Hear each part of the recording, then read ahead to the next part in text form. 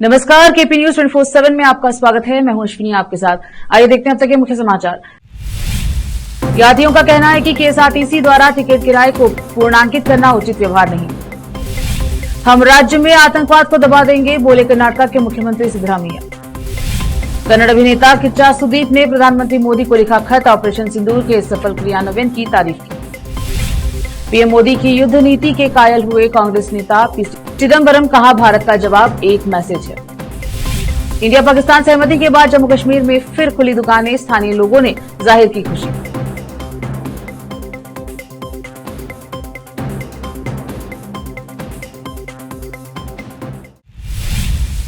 अब समाचार विस्तार से। कर्नाटक राज्य सड़क परिवहन निगम केएसआरटीसी राजहंसा, ऐरावत, वैभव और ईवी पावर प्लस सहित अपनी प्रीमियम बस सेवाओं पर यात्रियों से अधिक किराए वसूलने के आरोप में सार्वजनिक जांच के दायरे में आ गया है। यह मुद्दा जिसके कारण शिकायतें और यहां तक की कानूनी कार्रवाई भी हुई है 2024 के अंत में प्रकाश में आया, जब कई यात्रियों ने मुद्रित टिकट किराए और एकत्र की गई वास्तविक राशि के बीच विसंगतियां देखी। आलोचकों का तर्क है कि यह प्रथा एक व्यवस्थित अधिक वसूली है तथा जनता के विश्वास को कमजोर करती है। विशेष रूप से सटीक डिजिटल भुगतान के युग में यह प्रतिक्रिया शिकायतों से आगे बढ़ गई है। मैसूर के अधिवक्ता किरण ने अधिक शुल्क वसूले जाने से नाराज होकर केएसआरटीसी के खिलाफ उपभोक्ता अदालत में मामला दायर किया है और 1,01,000 रुपए के मुआवजे की मांग की है।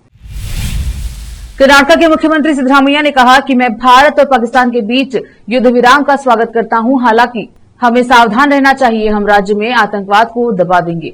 मुख्यमंत्री ने विधानसभा में राज्य के वरिष्ठ पुलिस अधिकारियों, सभी प्रमुख शहरों के आयुक्तों, जिला कलेक्टरों और जिला पुलिस अधीक्षकों के साथ वीडियो कॉन्फ्रेंसिंग के बाद एक संवाददाता सम्मेलन में ये बात कही। मैं युद्ध विराम का स्वागत करता हूं। अगर युद्ध विराम की घोषणा भी हो जाती है तो हमें सावधान रहना चाहिए। हम आतंकवाद को दबाने के लिए काम करेंगे। उन्होंने कहा कि जब मैंने युद्ध के लिए मना किया तो एक बड़ा युद्ध हुआ। भारत पाकिस्तान के बीच चल रहे तनाव के बीच अभिनेता किच्चा सुदीप ने प्रधानमंत्री नरेंद्र मोदी के नेतृत्व की तारीफ की है। उन्होंने भारतीय सेना की तरफ से ऑपरेशन सिंदूर के सफल क्रियान्वयन की तारीफ करते हुए कहा कि यह न केवल प्रतिक्रिया है बल्कि एक बयान है। सुदीप ने पीएम मोदी को लिखे पत्र में उनके कड़े रुख और भारतीय सुरक्षा बलों की तारीफ से की गई कार्यवाही की तारीफ की। किच्चा सुदीप ने पीएम मोदी को लिखे पत्र में कहा, आज मैं आपको न केवल एक कृतज्ञ पुत्र के रूप में बल्कि एक गौरवान्वित भारतीय के रूप में भी लिख रहा हूं। मैं गहरी प्रशंसा के साथ आपको लिख रहा हूं कि आज देश ऑपरेशन सिंदूर की विजय को सलाम कर रहा है। यह केवल एक प्रतिक्रिया नहीं थी, यह एक बयान था। यह दुनिया के लिए एक साहसिक पैगाम था कि भारत पीछे नहीं हटता, भारत भूलता नहीं और भारत हमेशा आगे बढ़ता है।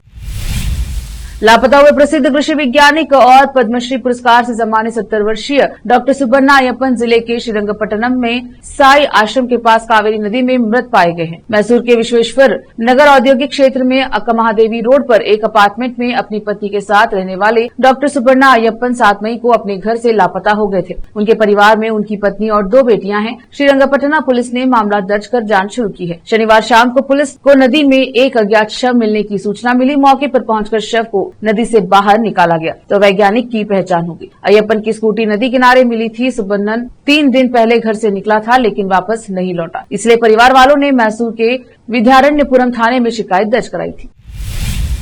रोकते हैं समाचारों का सिलसिला, लेते हैं छोटा सा ब्रेक।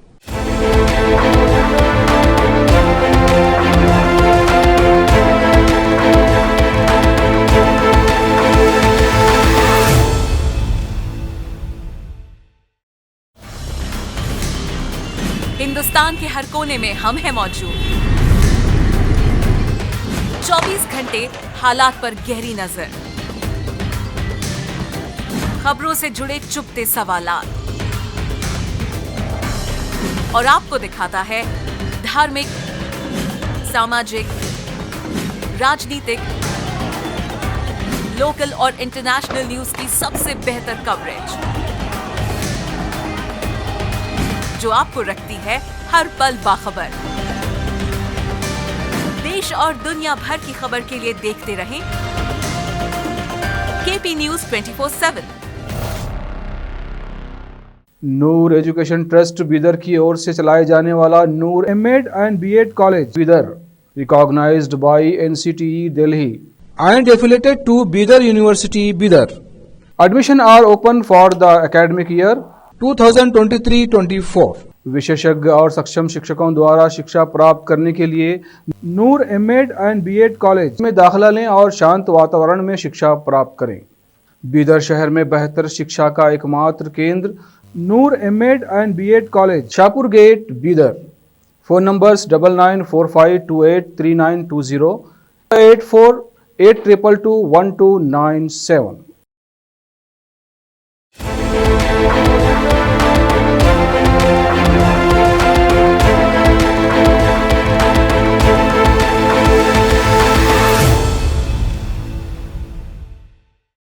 ब्रेक के बाद स्वागत है आपका। देखते हैं समाचार। राज्य के प्रमुख तीर्थ स्थलों में से एक यलांदूर तालुके के ऐतिहासिक बिलीगिरी रंगनाबेट्टा में शनिवार को भव्य रथ महोत्सव का आयोजन किया गया। रथोत्सव के तहत सुबह से ही विभिन्न पूजा अनुष्ठान आयोजित किए गए। दैनिक पूजा के बाद कल्याणोत्सव, प्रार्थनोत्सव, रथ यात्रा निकाली गई तथा महारथोत्सव को भव्य पैमाने पर मनाया गया। हर बार की तरह इस बार भी सुबह 11:02 से 11:15 के बीच शुभ कर्क लग्न में गरुड़ पक्षी के आगमन के बाद रथोत्सव शुरू हुआ। लाखों श्रद्धालुओं ने जयकारे लगाते हुए रथ को खींचा।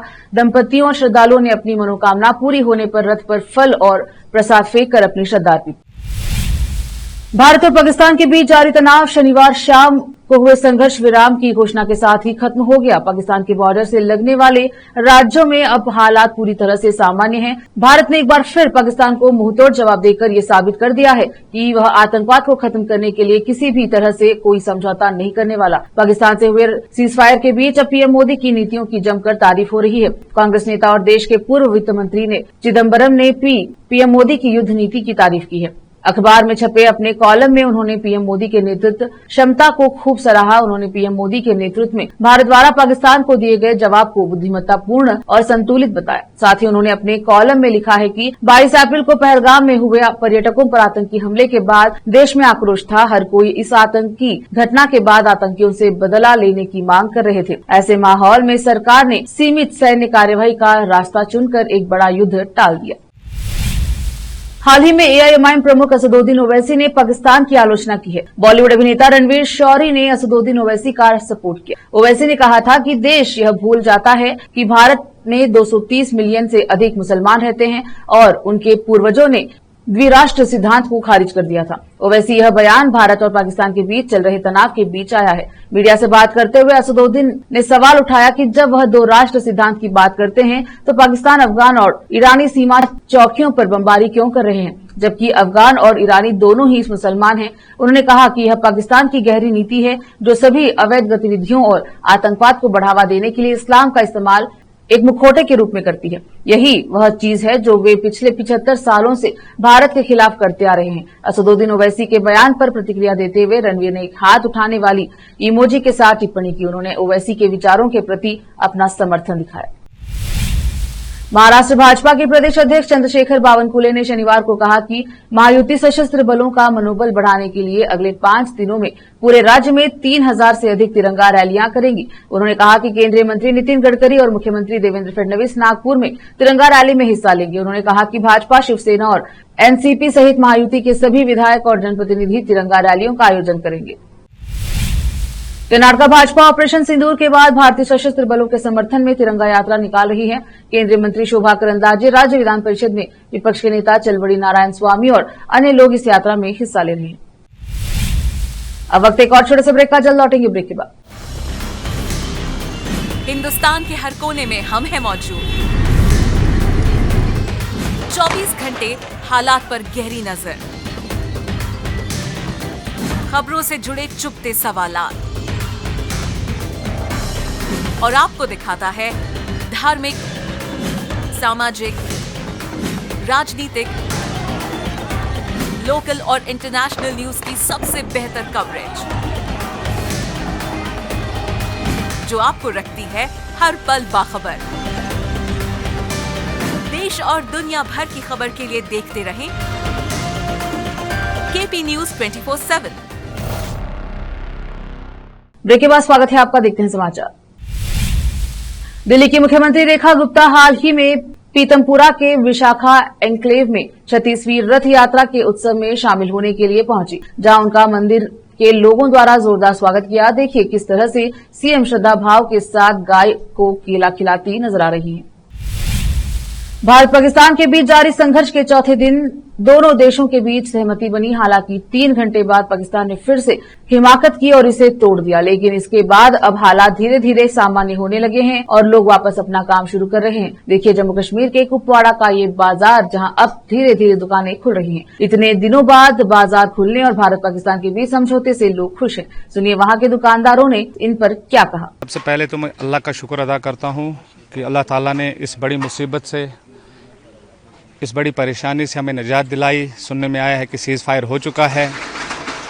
तो 7 दिन से हमारा जो ये चौकीबल का मार्केट है बंद पड़ा था। तो जब जान है तो जहान है, लोगों को अपनी जान की पड़ी थी। रात को जब सुना कि सीज़ फायर हुआ तो काफ़ी खुशी हुई। अब अल्हम्दुलिल्लाह थोड़ा थोड़ा मार्केट खुल रहा है, लेकिन इन 7 दिनों में जो हमारे इस इलाके का नुकसान हुआ है वो लामहदूद है। यहाँ हमारे इस मार्केट में भी शेलिंग हुई है। काफ़ी दुकानदार भाई ऐसे हैं जिनकी दुकानों में शेल लगे हैं, जिनकी दुकानें टोटल ख़त्म हो चुकी हैं। आपने देखा भी होगा वहाँ आगे शटलें टूट चुकी हैं, अंदर का जो सामान था पूरा टूट चुका है। और ख़ासकर ये उतना बड़ा मार्केट है भी नहीं। इसी मार्केट के सहारे यहाँ के लोग अपनी ज़िंदगी का गुजर बसर करते हैं। लेकिन 7 दिन से जो ये मार्केट बंद रहा तो काफ़ी नुकसान हुआ है। आखिर में फिर एक बार देखते हैं मुख्य समाचार। यात्रियों का कहना है कि केएसआरटीसी द्वारा टिकट किराए को पूर्णांकित करना उचित व्यवहार नहीं। हम राज्य में आतंकवाद को दबा देंगे, बोले कर्नाटक के मुख्यमंत्री सिद्धरामैया। कन्नड़ अभिनेता किच्चा सुदीप ने प्रधानमंत्री मोदी को लिखा खत, ऑपरेशन सिंदूर के सफल क्रियान्वयन की तारीफ की। पीएम मोदी की युद्ध नीति के कायल हुए कांग्रेस नेता पी चिदम्बरम, कहा भारत का जवाब एक मैसेज है। इंडिया पाकिस्तान सहमति के बाद जम्मू कश्मीर में फिर खुली दुकानें, स्थानीय लोगों ने जाहिर की खुशी।